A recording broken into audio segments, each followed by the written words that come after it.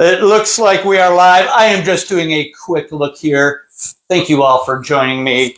And buckle up because we've been trying to put together an interview for quite some time. And yes, it's finally worked out. There are 2 apartments. Yeah. Guys, thank you for spending your Tuesday with us. It is the beginning of March 2026 for those who are date stamping it. And we're here with Renada. And I understand that by looking at some of your work, you go by the shortened Ren. Yes. As well. So we welcome you guys to join us tonight and to make any type of comments, ask questions. And also what we want to do is to encourage folks to share. But before we get into that, last week we had an open mic night. We had a number of folks that joined us live. We've never had an open mic.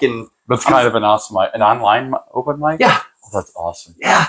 So we had Michael Callahan. He is kind of a pop folk singer. Ooh. We had Craig, who did some poetry. We had Sam Pitts, who is a preaching poet. Great. Oh my gosh. Yeah. Really, really great orator, performer, poetic artist.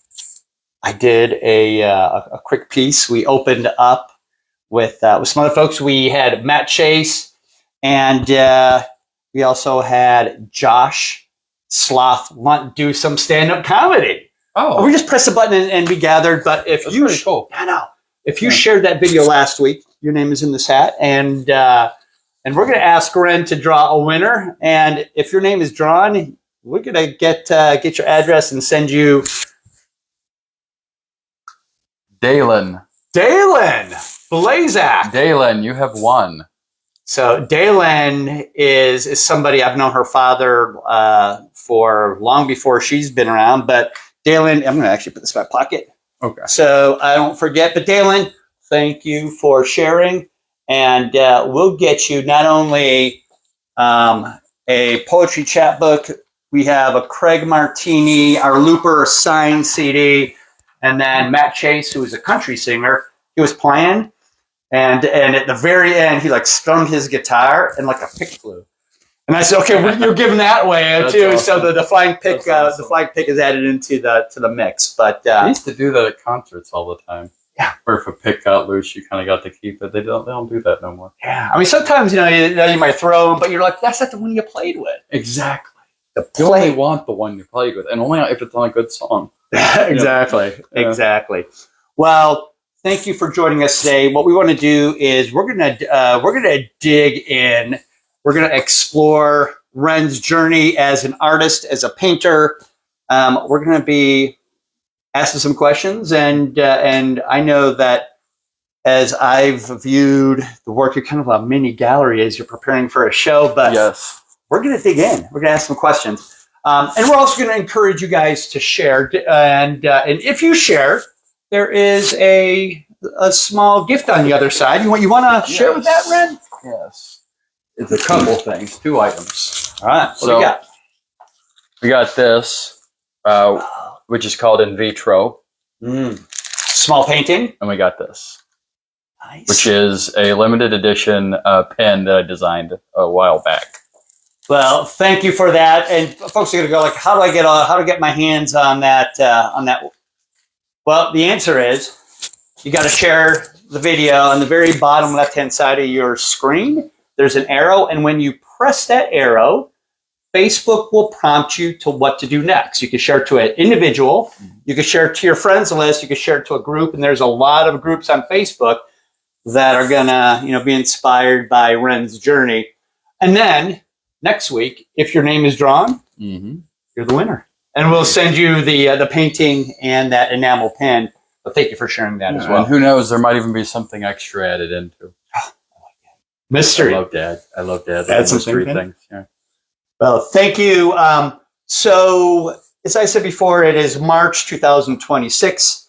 We've been trying to connect for quite some time because we have a lot of common friends. Yes. And I was like, we gotta check out your story as well. I'm glad we were finally able to do it. Yeah. Sorry it took so long. I'm going to shoot a question at you. What's up? And then what I'm going to do is I'll probably come behind the camera for a bit and do some close up of your work. Okay. But and this is, I mean, this is a wide open question.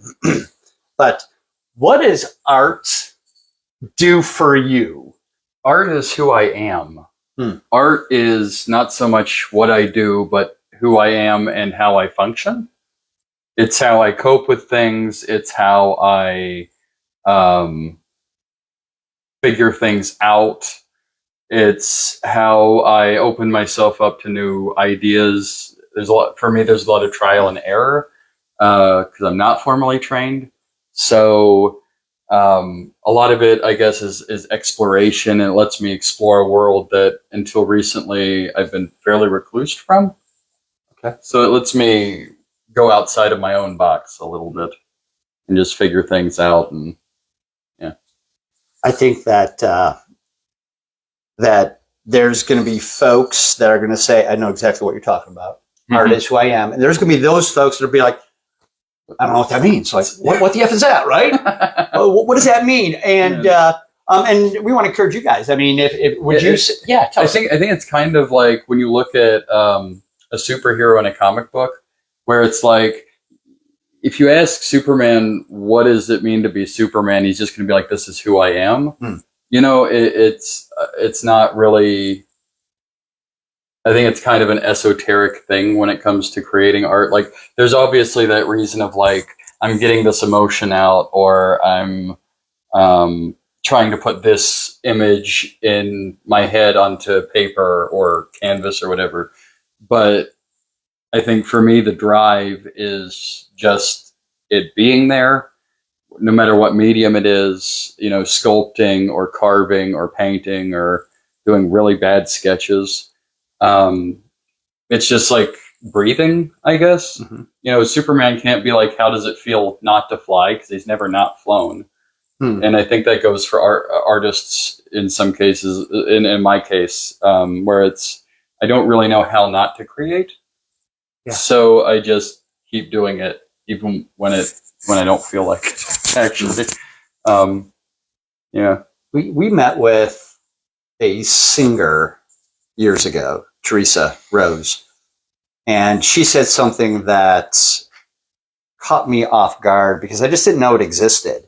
And what she said, I'm like, I asked her, you know, some people think in terms of words, some people think in terms of images, you know, and I'm like, well, you know, what is, how does your brain work? And she's a musician, and she said she thinks in sounds. Yeah, for me with stuff like this, I think it's, I think very heavily in emotion, with a little bit of synesthesia in there too.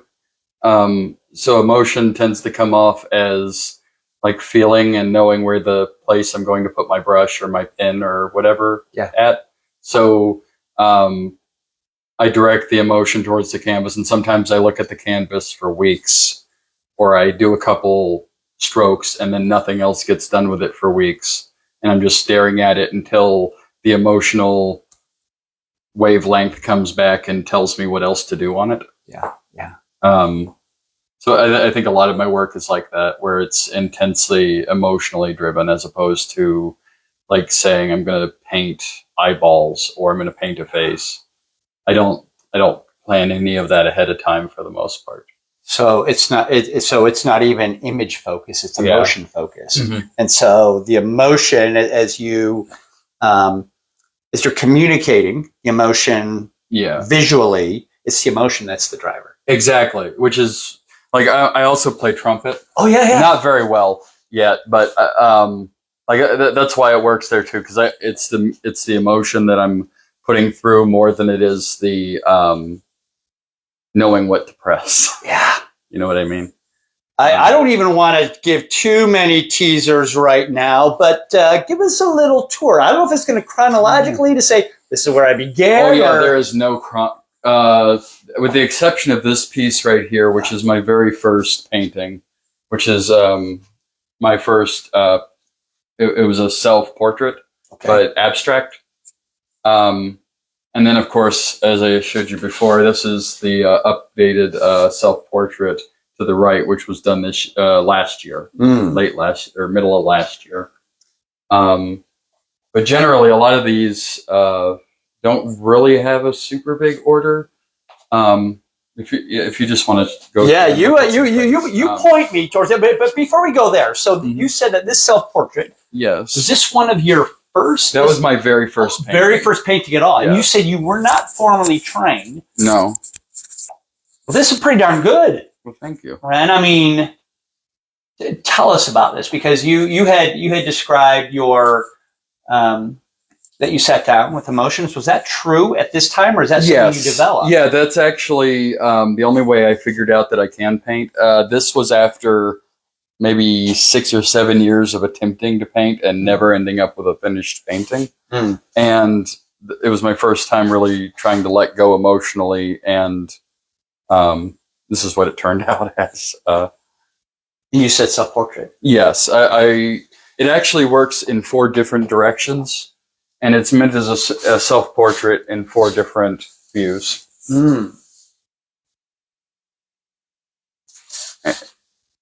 Do you hang it differently based upon how you feel? Yes, at I the do. time? Yes, I do. I rotate it depending on how I'm feeling.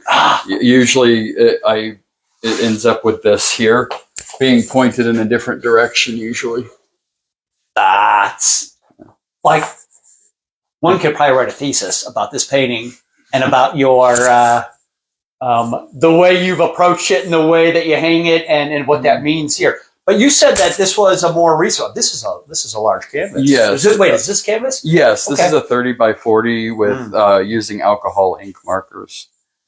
And this is my newer self-portrait, which I went in with the purpose of this. Unlike most of my work, I went in with the purpose of it being a self-portrait. I wanted to show all my flaws. So the more you look at it, the more flawed aspects you see, especially in the areas with a lot of design. So, for instance, you have my lazy eye. You have incomplete or unformed body parts, designs that don't completely match up. Really transparent. This one, I don't imagine, took you an hour. This was probably a good bit of time in front of the canvas. Weeks. About 3 weeks. Yeah. It took me about 3 weeks because, again, a lot of my work, I'll do some on, and then I have to wait for that emotion set to come back and tell me what else it wants. So, yeah, it took probably about 2 weeks, maybe, total. Really? From design, from actual drawing and everything to designing to detail. Now, do you work on more paintings or more than one painting at a time? Sometimes, but not usually. Not usually. This one I worked on while I was finishing this one here. Oh, okay. But this is one of the only ones I've done that with, where I've worked on something beforehand, or with this, where it's 4 paintings in one that can be arranged.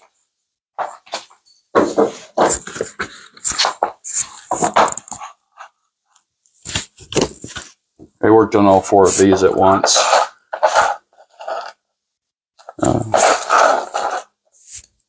That might. It goes in this particular order. There we are.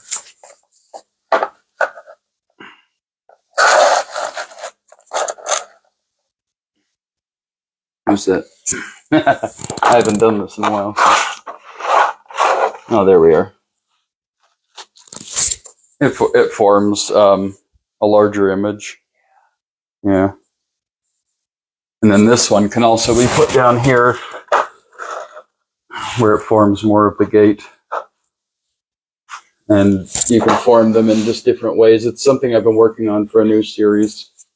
So it would allow for different ways of hanging the piece up and arranging it. Yeah. Smart. And then you can fit each one inside of the last one. Oh, so the kind of nesting in terms of Yep. It just moving it as well.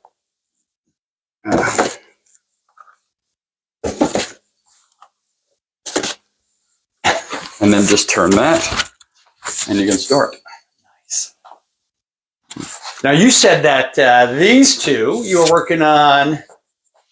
Yes, these two here. These two here, right? Yes, the eye here and this squid that's inking itself with a much larger squid. I wanted it to represent some anxiety. I feel like it hits pretty well. Tell us about this piece here. Oh, this was supposed to be kind of a look into me as an artist and I guess my view on things. I wanted it to show some whimsy and I guess get across the idea of how people can see different things with the exact same world.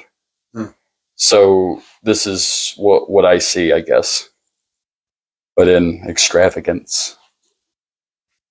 Really? This one's also these two are both alcohol ink markers, like the self-portrait over here. You get some really vibrant colors. Yes, alcohol ink is amazing. It's amazing.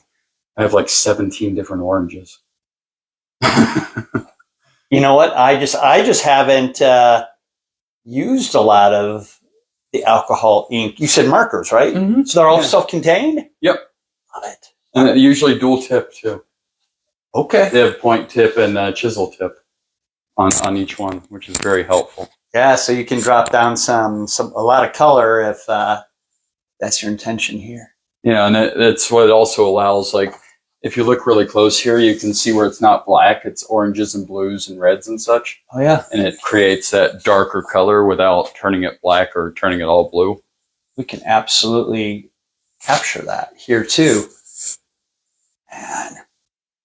Now, as I was kind of panning back, this one. This one here? Yeah. Oh, yeah, acrylic ink markers. Or acrylic paint markers. Okay. And it's supposed to be a clown looking through a peephole. I was on kind of an abstract horror kick at the time. It's also where it's the same period that this one and that free gift piece, which is here, come from. They were kind of looking into abstract horror, I guess. Yeah. So if you weren't with us when we first began, that piece on the left is a giveaway. So if you share it and your name is drawn next week, you get an original piece of artwork from Renada. Now, Ren, I see color, and you've kind of grouped these together, but quick spin around, and I see some black and white. Yes. Some of these are a series. So these two, along with this detailed black and white, this moon, and this abstract are all in the same series, which I just finished maybe a month and a half ago. Oh. At least for now. I might add some to it, but some more pieces. But I wanted to kind of look at simple blacks with minimal color. Yeah. So with the moon here and this here have a little bit of color on them. Everything else is full black and white. And these three were painted upside down, trying to kind of figure out form without looking too much into it. I didn't want to focus as much on form as much as the feeling that the pieces give, with the exception of this one here. Yeah, tell us a little bit about this work. Really, it was my first black and white like landscape piece, like real landscape piece, and I wanted to kind of give it a charcoal look, although it's actually black 3.0 and black 4.0. Okay. Paint from Culture Hustle, which is why if you notice, like the really dark parts, they are almost like being in a real cave, where you get those areas that look more like shadow. Oh, yeah. And so I basically was taking acetone and carving out areas and then repainting them to get these like ledges and irregular markings on the rock and dips.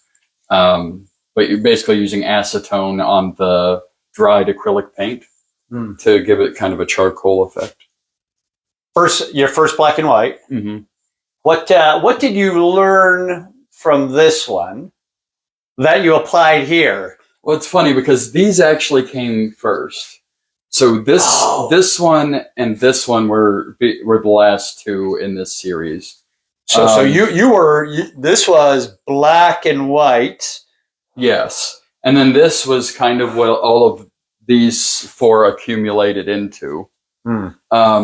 However, it is what has given me a lot. What I've done here has given me a lot in what I'm doing in my newest series, which is a little bit more risque. Okay. And centers around heavy themes like sexual assault and alienation. And that's these three, which I used a lot of the creating of shadows and shapes for these. And they're going to be in my new show, which will be the first time they've been seen by people outside of here. Now you're gathering work for the show. Do you have an idea about when that show will be? Yes, it's going to be on the last Saturday in May. Okay. From 5 to 7 at Negative Space Gallery. And then I think they're doing open mic right afterward. Right afterwards. I mean, Gotti and Jimmy and the team down there, they create events. Yes, and I'm actually going to be the first person in this part of the gallery.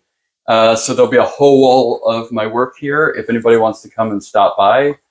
And I might have a community canvas for people to add something to. Oh. Yes. So like an art project that everybody can add to. Yeah. Yes. I didn't mean to throw some questions out, to distract, but you've got this work, right? This darker work that has some pretty heavy content, right? I mean, as I'm looking at this work, right, this causes me to step closer to it. Yeah, and I wanted to not just make it vivid, but also almost like it's stepping back into the shadows. So the farther you step from it, the less obvious pieces of it are. It starts to almost look like it's going backward with you. That was probably my cat. One of my cats. One of your cats? Poe, probably. That's probably Poe, yeah. Yeah, he knocks stuff off. So this piece was very much on the way that women are looked at in regard to the sex work trades, as well as in regard to things like assault and not being believed and that kind of thing. And then you have this, which is meant as a broken flower, but it's also meant to kind of give a little bit of hope past the brutality. Yeah. And then finally, we have what is basically representative of a whisper when it's really a scream, which I know is a very heavy subject matter. But frankly, with the recent Epstein revelations, this is how I'm coping with it. So, for those who may not have been here at the beginning, I learned something about Ren that I find unique, and that is you sit down on canvas. You're sitting down and you're communicating an emotion, and that's your driving force behind your work, and I can absolutely see that. I'm glad. I've been worried that I don't come across to other people. So that's really good. I had asked you this question before because as I came in, there were several pieces that jumped out at me, and my question to Renada was: does the artwork, does the viewer or the choose the artwork, or does the artwork choose us? And I believe I said that I think the artwork chooses me, because I let it tell me what it wants to be. But on the other hand, it does come from me, so it kind of goes both ways, I guess. Yeah. But I think for me, it's a lot less of a conscious decision. I wish I could do what I like. If I'm doing digital art, I can replicate something. Yeah. If you give me a piece of paper, I can't draw a stick figure. So this is how I managed to get it out finally after years. Let me tell you, I have a similar experience, which is sometimes the art chooses me. And you know, one of the pieces that really jumped out at me, it was this one here. Both of these, but this one, bending over backwards and dropping all the balls. Yeah, I'm really proud of this one. Really? This was one of the first where I feel like I was able to get something through without it being dampened. I find it difficult to emote, so making art typically helps fix that. Stunning work. Stunning work. And I understand that that we're talking about a solo show coming up at Negative Space, but this piece was the only work that's been in a show yet, right? Well, this one won an award, and it had this one, and my self-portrait over here were all in the show. Yeah, if I recall correctly. Yes. It was my self-portrait and then Kazaa, and then bending over backwards and dropping all the balls. And I got third place with bending over backwards, which is really cool. Yeah. A little shiny thing. Guys, Sloth, Drake, Victor, Cappy, we see that you guys are out there. Thank you for jumping in. Feel free to ask questions. And remember, if you share and your name is drawn next week, you get an original piece of artwork, which is this piece. Thank you for gifting it to a winner, and also an enamel pin. Yes, like enamel pins. I love them, right? Because you're wearing somebody's artwork. You're kind of a walking gallery. And these glow in the dark too. So the wings and the eyeball glow in the dark, so it really looks like it's looking at you at night. It's really cool. You had mentioned horror. Is that something that inspires some of this work, or? Oh, it's funny. There's a couple things maybe in regard to this black and white and this black and white here. So this one here, right? This one here and this one here. But I'm actually about to start a sculpture based around the Cthulhu mythos. That's kind of going in that realm. It's going to be a large tentacle beast, about 9 foot tall. Big. I think you were creating a sculpture which caught my attention at some point. Definitely. That was another large and piece. It's not done because it collapsed under its own weight. So I've been waiting. Well, first I had to get a new apartment before I had room, and now I'm just waiting for it to dry out outside so I can bring it here. Oh, nice. And then I'm going to be repairing her first. That's why I haven't done the Cthulhu piece, because that one is going to take about 3 weeks to finish, and then I'll share it on the page again. That one is Daphne turning into a laurel tree, which, if anybody saw the photos that he posted initially the other day, it's the weird scared face. So, and that's about like here. It's tall and mixed media. I hope to have that done in the next maybe month and a half. Yeah. Would that make it potentially to the Negative Space one? Yes, that's what I'm hoping. Okay. I want to get it done so that I can bring it to Negative Space, because that piece is, I feel like while I paint completely on emotion, sculpture is a bit different. I can add the emotion and my ability to make things with my hands. When I can feel it, I can feel what's wrong with it and perfect whatever shapes I'm messing up from there. So, like here, although I need to sand this a bit, but little totems that I make. Yeah. There's something about three-dimensional work that fills a different bucket. For me, that two-dimensional work doesn't. Here's my personal totem I've carved. It has different faces. Slow scan up.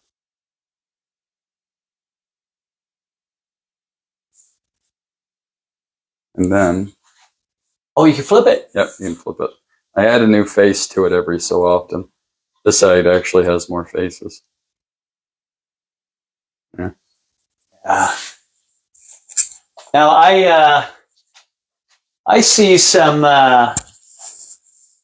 familiar Oh yeah, imagery, right? That's Mothman trapped in jail. He just wanted a lamp. That's all he wanted. Yeah, I need to finish the other piece for that, which is going to be placed across from him, and it's going to be a window with a lamp on a table. So he wasn't able to get to it. Exactly, and he's stuck looking at it from his prison window. You know, the little bars. Yeah, I feel like Mothman is just misunderstood. Yeah. You know, I see eyes. yes, I see eyes, and I know that I'm stating the obvious. a lot of eyes. So yeah, eyes, what is that as you are communicating emotion? I think eyes are kind of like, I'm highly autistic. Eyes are how I figure people out. I think they're where I see the emotion more than anywhere else. So if I can get the eye right, I can get the rest of the face correct. And I think it kind of makes you feel like you're being watched by the piece. And you're not just viewing it; it's viewing you back, and it kind of makes you vulnerable. You know. God, even more eyes. More eyes. Yeah. I know that. There's also a couple in there. Oh, Eyes, or face, and another, of course, the other one that's more obvious. yeah.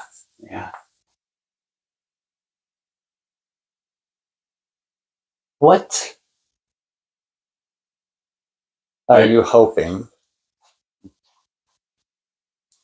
we'll get out of your show at Negative Space?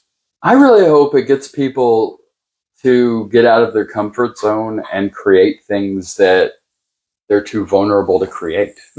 I think a lot of people, especially in the art community, have this tendency to start off strong, and then they find this comfort zone. You know, I can draw a perfect eyeball, so let's add more eyes to my work. Or I can, I'm really good with color, so let's ignore getting stronger here or there. And I think that the best way to get stronger as an artist is to do these things that you're not comfortable with.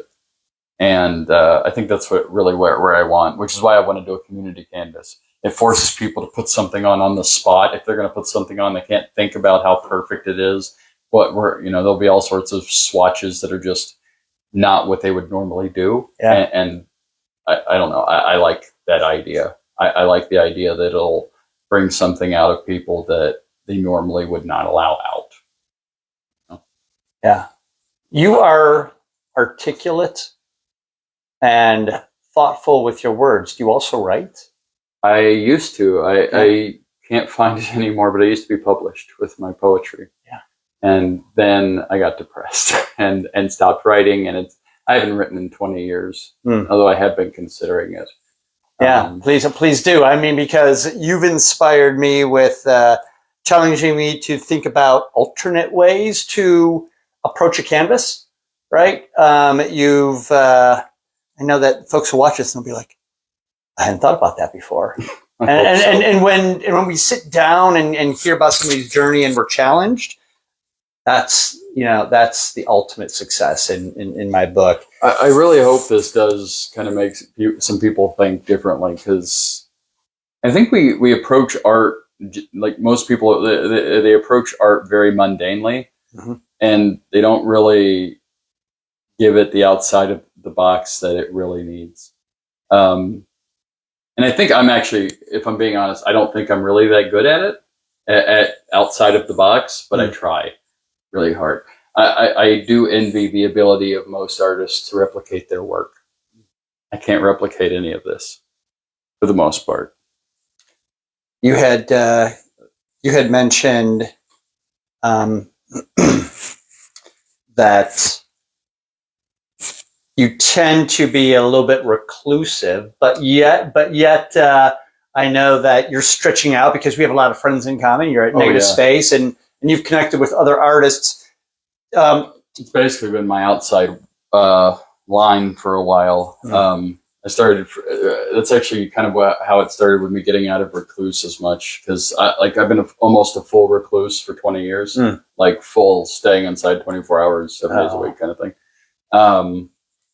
And it's actually the Cleveland art community that has been very good for this, because there's always somebody that's wanting to talk about art, or that I can throw something off of, or that I can become inspired by.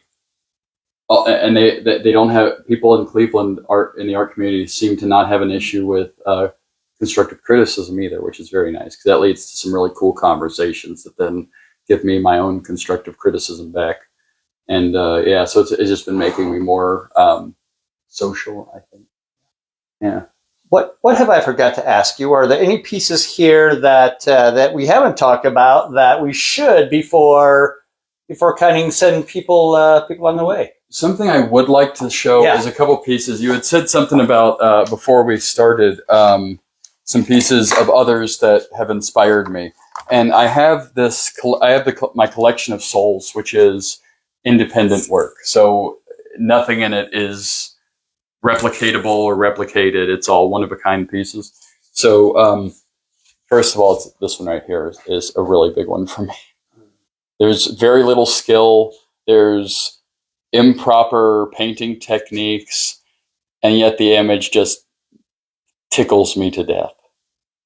It makes me feel weird and out of the box, like when you're playing Dungeons and Dragons and you're about to use some really weird spell combinations,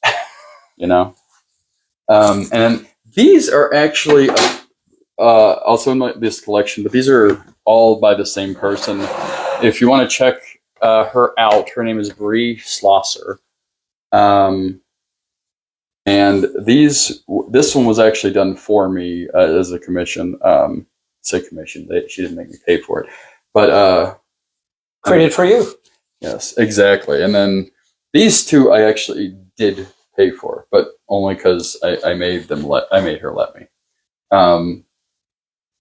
Just really unique pieces, especially when you realize that this guy is completely colorblind. And he can draw anything like this, which is really cool. So it just gives me this feeling of wanting to keep going, even though a lot of the time I feel like I suck. Only other piece of mine that I would like to show off. This refrigerator work. Oh my gosh. It was the only way I could keep it flat after I took it out of the book. But I've been thinking about making a series of these. Yeah. Yeah. And these are a couple more pieces from my art collection. All four of these are. I forget who did this one, unfortunately. And this is a comic book artist named Ted Woods. He's amazing. I also have a copy of Gambit and Rogue that he did for me. And this might even, I don't even know if he's been on here before, Tuan Amato. Really, really good. If you want some awesome hand-drawn comic covers or any of these types of things, these little pieces, definitely check out Tuan Amato. It's spelled just like it said. And then this was a friend of mine from a few years ago, and it's watercolor. Grasshopper. Yeah, longhorn grasshopper, locust. And the praying mantis. Yeah. There's something great. And I like animals. I like them a lot more than people. I'm actually waiting on a snake. If this had been on Thursday, I would have been able to show him off. Waiting on a little baby snake. Thinking about naming him Skeletor. What kind of snake is it? He is a black and white corn snake. Corn snake. Oh, yes. Corn snakes are beautiful. So he's anerythristic, I think that's what it's called, which is basically where the yellows, reds, and oranges don't show up. Okay. None of those pigments. Yeah, so I think it's Skeletor. And ironic for some of your black and white series. Yes. Well, Ren, thank you. I'm I'm going to stand here in the middle. I'm going to move this chair, if you don't mind. Oh, yes, And you're fine. I'm going to do like an artistic pirouette, but I'm going to move really super slow here because you were... This snow piece is probably one of my personal favorites because I feel like I did better than a lot of my other work there. I like this. Yeah, great work. I kind of imagine it's the cave that someone went into to find the place to its left. Ren, thank you for bringing us into your space, sharing some personal things, right? Sharing us. Yeah. I'm an open book. Yeah, showing us your first abstract self-portrait. Sharing this great work. This one jumps out at me too. You know, just really nice. All the eyes. Your more recent self-portrait. Excellent work, colorful, a lot to look at. Transparency, you know, I mean, I think when we're the most vulnerable in our work, draws people in because we as artists and people are vulnerable. Well, that's when the emotion flows and it gets strong enough that people can't ignore it as much. People ignore a lot of the emotion that makes them feel uncomfortable. And then end up right here. And I like not to forget the trumpet, right? Oh, yes, that's my beauty. That thing's like 70 years old, too. Did you play that as a younger musician? No, I actually just started a few months ago. Really? Yeah, I just started that, and I'm doing wind song choir now, so that's pretty cool. All peoply. This is a really probably a question that most people might say, yeah, I hear that question all the time, but I think it's an important one, and that is, if you could turn back time and speak to yourself 10 years ago or so, what would you tell yourself about communicating, you know? I think I'd probably let them know that stuff was going to turn around a bit, even though it wasn't going to, you know, to be in the traditional sense, because a decade ago was pretty horrible. I wasn't making any art. I was dealing with crappy people, and yeah, it'd be nice to have known that I was going to be able to make some really cool stuff. Because I've never really been worried about like having a crap ton of money or anything. I just really want to create. I want to create without worrying I'm going to go homeless. You know. Thank you, Ren, for sharing your work and your story. And again, guys, share away, because if your name is drawn next week, you're going to get an original piece of artwork and this acrylic pin. So thank you for your generosity and your stories. And we'll catch up with you guys next time. Take care.